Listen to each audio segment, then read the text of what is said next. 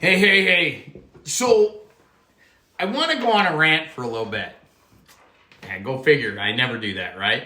So, I was thinking over the last couple of days, superheroes. Now, here's the thing, is that when I was a kid, the superheroes were, Superman, Batman, there was Aquaman, The Flash, Spider-Man was around, all those kind of things. And these people who wrote those, whether it be DC or what's the other one? Whatever. And whether it be regardless of where they came from, they did great detail, or at least a good job in describing the superhero itself or themselves, whether it be a woman or a man. And all of them over time had ended up being a man and a woman counterpart. So you had Superman, Supergirl, Batman, Batwoman. Batman always had Robin, who was kind of a girl, I guess. I don't know. But then you had Batgirl. But then you got to the villains like Catwoman. She didn't really have a counter. She didn't have like Dogman. But there was the Riddler. And the Riddler hung around with somebody else. But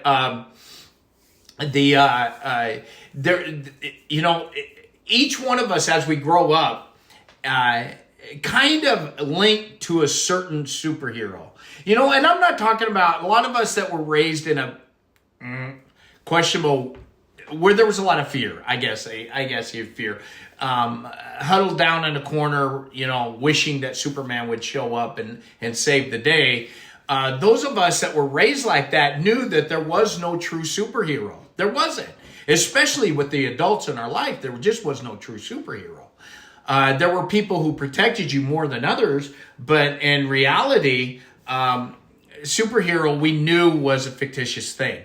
But we still link to a certain superhero. And I just want to, the way I look at like Superman, right? I thought, you know what? This guy who made Superman, he must, and I'm not going to go into the authors and all that stuff. I'm just telling you from my perspective as a child. This guy who made Superman evidently wanted something that was close to a god.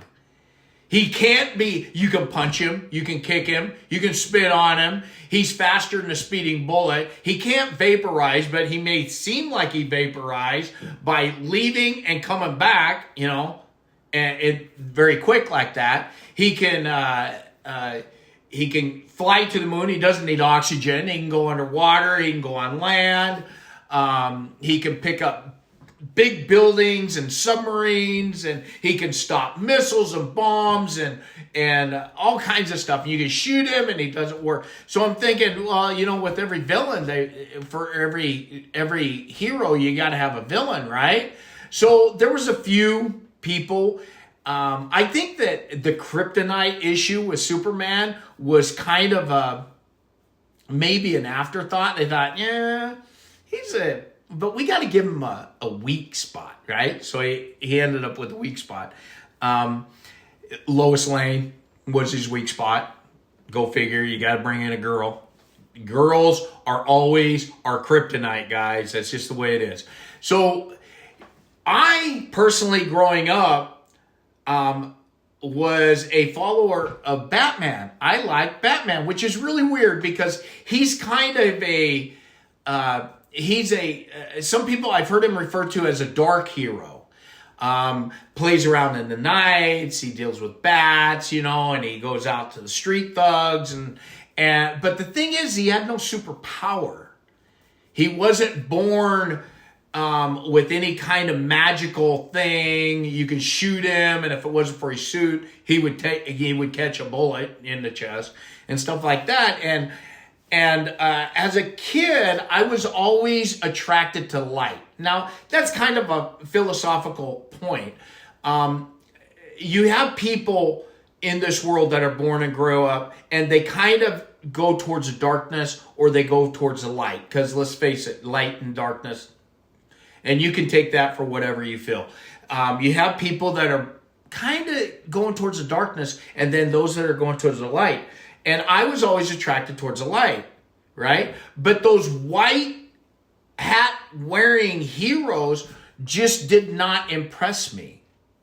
They weren't something I followed. And later on in life, I found myself linking up to Blade, who was a vampire, but he was a hybrid vampire and human, so he could walk during the day. His life expectancy was not as long as vampires, but not as short as humans. So he was kind of this equilibrium, and he still needed blood, and so that was part of his personality, is he had to think of a way to get blood where he wasn't killing humans to get it. And I was like, that's pretty good to go. And I was thinking to myself, and this is the reason for my rant, why have I been attracted to the light, obedience and all that stuff, yet the superheroes I'm attracted to are these dark heroes? You know what I mean? Because if you look at other things like, say, the X-Men, Wolverine would be the guy that I would be attracted to. And he's kind of a dark hero. Very antagonistic, very non-compliant with authority. And he was just one of those things. But they all had a part of them that they would save. Blade saves humans from vampires, and he'll go out of his way to save a human from a vampire. Batman protects humans in dark places and goes out of his way to protect humans in dark places. And that includes dark people in lighted places like politicians. He protects humans against them, the regular citizens. And Wolverine, same way. So what does that say about me? Do I think that I'm one of these dark heroes, or am I attracted to the dark side? And that's my way of justifying my attraction to the dark side. I've never been goth. G-O-T-H, goth. But sometimes when I look at people that are gothic, I would think, man, that's pretty cool. I could never pull it off.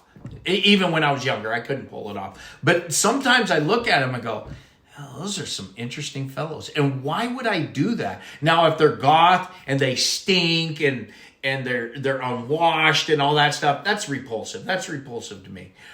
So I don't know. What does it say about you? What's your superhero? Today, if as a parent, as your kids grow up, they're going to be attracted to different superheroes. I'll be honest with you. I don't know what my kids' superheroes are, or even if they got one. I don't know. I know they like Pokemon and Digimon. I know that younger there was some, what was the little Japanese cartoons with the Powderpuff Girls and all, you know, and the Warriors, what was it? The Teenage Mutant Ninja Warriors, but it was Power Rangers. These things are kind of grouped, and I don't know if they fall within the same parameters as like your traditional Spider-Man and Batman and Aquaman and Superman and the Flash and all those things. I don't know if they fall under that, because now you have 5 Power Rangers and you have, I think there's 4 Powderpuff Girls or whatever. I don't know. But no, I haven't sat down and made it a topic of discovery and written and read documentations. But it just makes me stop and think. What does your attraction to any specific superhero say about you? Is there something, or am I making too much out of this? Because Batman's still one of my big heroes. I still like Batman. And I still really, really, really like Blade. And Wolverine, that's my guy. You know, I don't know. I don't know what it says. So why don't you guys tell me your superhero, if you see this, and maybe why? Things that make you say,